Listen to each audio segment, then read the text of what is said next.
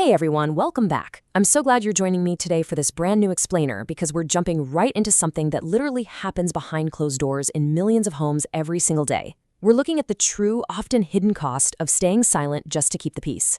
You know that feeling, right? Biting your tongue, swallowing your opinion, just to avoid rocking the boat. Well, today we're going to break down exactly what happens to our minds, our bodies, and our partnerships when we choose to silence our own truth. Okay, let's dive into this. Have you ever chosen a relationship at the expense of having a self? Just take a second and really think about that. How many times have you been in a situation where you had a super clear thought or a boundary or just a deep need, but you looked at your partner and thought, you know what, it's just not worth the fight? So you swallow the words, you prioritize this illusion of harmony over your own authentic identity. And look, it feels like a noble sacrifice in the moment, doesn't it? You think you're being the bigger person, the easygoing partner. But as we're about to see, making this choice triggers a massive internal conflict between maintaining the relationship and, well, maintaining who you actually are. Which brings us right to Section 1, the price of keeping peace, when we fail to speak our truth. Now, nobody actually enjoys non-productive fighting, right? But avoiding those fights by entirely sacrificing our own voice, that's a totally different kind of poison. When we constantly suppress how we feel, we enter what's called the de-selfed position. This is a state in our important relationships where we just completely fail to speak our truth. We basically strip away our own identity to fit into the container of the relationship. But here is the really fascinating and tricky thing about human nature. That suppressed frustration, it doesn't just evaporate into thin air. Because we aren't speaking our truth, we inevitably end up acting it out instead. This is the passive aggression, the heavy sighing, slamming the kitchen cabinets, or giving the silent treatment. We think we're keeping the peace, but our actions are practically screaming the exact truth our mouths refuse to say. And the consequences here go way beyond slammed doors. Look at the contrast here. On one hand, we have the de-selfed action, quieting our voice and burying our perspective. But on the other hand, look at the literal, physical, and emotional toll this takes on us. When we swallow our truth, our bodies absolutely keep the score. We open ourselves up to a profound vulnerability to depression and anxiety. We might even experience unexplained physical symptoms like chronic headaches. We start carrying around this chronic anger and a deep, simmering bitterness toward our partner. So you're quite literally making yourself sick just to maintain the illusion that everything is fine. It's an internal war. And honestly, you are the only casualty. And that leads us to Section 2. Enter the pseudo-self, the descent into the impersonator. So that physical toll we just talked about, that is really just the beginning, because a much darker psychological descent starts to take place. It happens through this tragic domino effect, and it usually starts off super small.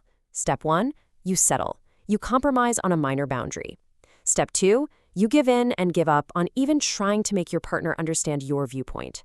Step 3, you just fall silent. You stop participating in the hard conversations completely. But step 4, wow. This is where it becomes truly dangerous. You lose awareness. Under the intense pressure of trying to keep the relationship afloat, your wants, your beliefs, your priorities, your core values, they all become completely negotiable.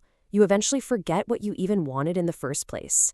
You aren't just silencing your voice anymore, you've actually lost it. So what happens next is absolutely crucial.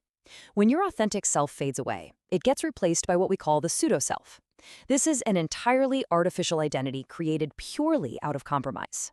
It's a version of you that is specifically molded by the relationship pressure you've been under. Essentially, you're wearing a mask designed to perfectly complement your partner, to never trigger a fight, and to never cause a ripple. But it's not you. Living as this pseudo-self means you've essentially become an impersonator in your own life. And the reality of playing that role every single day, it is brutal. It leaves you completely zapped of energy, because let's face it, pretending is exhausting work. You feel miserable in your spirit. You're totally disconnected from yourself. But here is the most tragic irony of the whole shebang. You did all of this, you silenced yourself, you buried your needs, you wore the mask, all to stay close to your partner. And yet, the end result is that you feel incredibly distant from them. I mean, you can't feel connected to someone when the you they are connecting with is totally fake, right? Let's shift gears now to Section 3, How Conversations Invent Us, the Power of Speech and Silence. So, we've looked at the despair that comes from silence, but Dr. Harriet Lerner offers this profoundly empowering insight to completely change the game. She writes, "Our conversations invent us. How we use our voice determines the quality of our relationships, who we are in the world, and what the world can or might become." Now, what's really interesting here is the weight of that word invent. Your voice doesn't just express who you already are, the actual act of speaking your truth constructs your identity. Every single time you speak up, you are building yourself. And every time you stay silent, you're unbuilding yourself. Let's see Dr. Lerner's concept in action by comparing these two paths side by side. Through speech, we become larger selves. We enhance the other person by giving them the gift of our real thoughts. And we expand the possibilities of what the relationship can actually be. On the flip side, through silence, we shrink. We become smaller selves.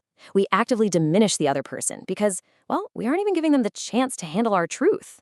And we severely narrow the possibilities between us. So silence doesn't protect the relationship at all, it actively suffocates it. Which brings us to our final section today, Section 4, the reality of true intimacy, breaking the fantasy of silence. If we actually want to move past the pseudo-self, we have to completely redefine what it means to be truly close. Intimacy is only a fantasy if one or both people are unable to speak their truth. We do this thing where we mistake the absence of conflict for intimacy. We think, oh, they never argue, they must be so close. But genuine intimacy suffers immensely in the face of silence and pretending. If you can't speak your truth to your partner, your relationship isn't an intimate safe haven. It is a beautifully decorated fantasy. It's a mirage. But here is the ultimate prerequisite for fixing all of this. We cannot be more honest with another person than we are with ourselves. Before you can express your needs to your partner, before you can finally tear off that mask of the pseudo-self, you actually have to figure out who is underneath it. When you've spent years in that de-selfed position, pushing your boundaries down just to keep the peace, you lose touch with your own inner voice. You've got to do the quiet, internal work of being radically honest with yourself first. It is absolutely not wasted time to get acquainted with yourself. In fact, it is literally the only path to genuine connection with someone else. So I want to leave you with this final provocative challenge as we wrap up this explainer. Are you ready to get acquainted with your truth? Are you ready to stop impersonating yourself, to break the silence, and to actually step into the vulnerability of real, authentic intimacy? Think about what you've been holding back. Your voice is waiting to be heard, and for sure, it's the only way to build a relationship that actually has room for the real you. Thanks so much for joining me to explore this today.